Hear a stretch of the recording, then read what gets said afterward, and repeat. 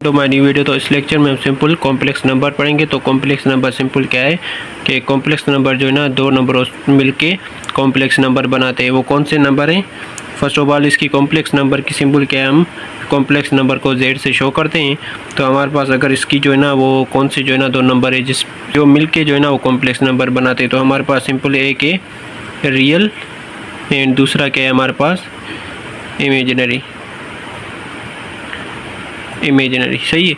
तो अगर रियल को देख लें उसके बाद इमेजिनरी को देखें तो हमारे पास रियल क्या है कि कोई भी हमारे पास कांस्टेंट नंबर हो।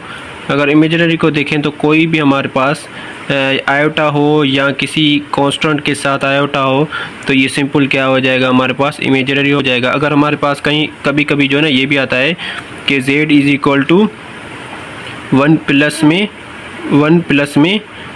0 आयोटा। सही। तो कभी कभी हमारे पास ये भी आता है कि z is equal to 1 plus में 0 आयोटा। तो हमारे पास सिंपल ये भी क्या है हमारे पास कॉम्प्लेक्स नंबर है। ये भी हमारे पास क्या है कॉम्प्लेक्स नंबर है।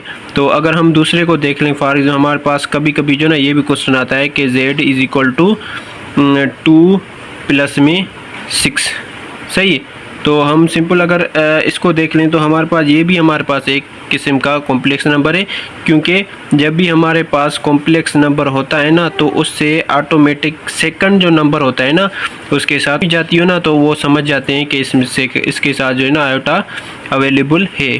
फॉर एग्जाम्पल हमारे पास कभी कभी ऐसा भी सवाल आता है कि z इज इक्वल टू 2।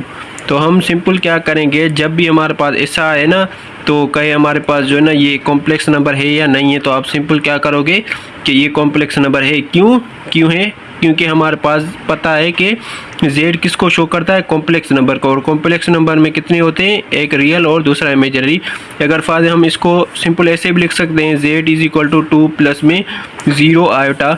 तो हम सिंपल इसको क्या करते हैं ऐसे भी लिख सकते हैं। तो मीन बाय ये तो हो गया कॉम्प्लेक्स, ये हो गया क्या कॉम्प्लेक्स। तो ये भी हमारे पास सिंपल क्या होगा कॉम्प्लेक्स होगा। तो ये कुछ जो है ना कॉन्सेप्ट है कॉम्प्लेक्स नंबर में। तो अगर कॉम्प्लेक्स नंबर में ऐसा भी आता है कि दो कॉम्प्लेक्स नंबर मिलके जो ना वो बराबर हो सकते हैं या नहीं हो सकते, तो वो जो है ना हमारे पास स्टेटमेंट जो है ना देख के हम जो है ना मालूम करेंगे, उसको सोल्व करेंगे, उसके बाद हमें मालूम होगा कि ये जो है ना इक्वल है या नहीं इक्वल है। तो हमारे पास सिंपल ऐसे होगा फॉर एग्जाम्पल हमारे पास z1 इज इक्वल टू वो कुछ भी मिला हुआ है फॉर 3 प्लस में 4 आयोटा, या दूसरी जो है ना कॉम्प्लेक्स नंबर मिला हुआ है z।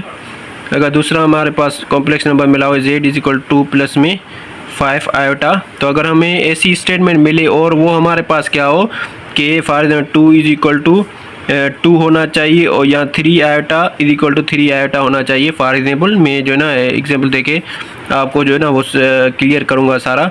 तो अगर हमारे पास ऐसी स्टेटमेंट आ गई तो हमारे पास सिंपल है कि वो इक्वल हो सकते हैं। अगर हमारे पास फॉर एग्जाम्पल यहाँ पर आ जाए कि 1 is equal to 2 and 2 iota is equal to 6 iota, तो ये हमारे पास सिंपल है कि हमारे पास इक्वल नहीं है। तो हमारे पास जो है ना स्टेटमेंट अभी हम जो है ना क्या करेंगे क्वेश्चन को देख के हमें जो है ना उसको सोल्व करके उसके बाद मालूम होगा कि ये कॉम्प्लेक्स नंबर है या नहीं है। तो सिंपल कुछ कॉन्सेप्ट यही थे कॉम्प्लेक्स नंबर के। तो इसमें कुछ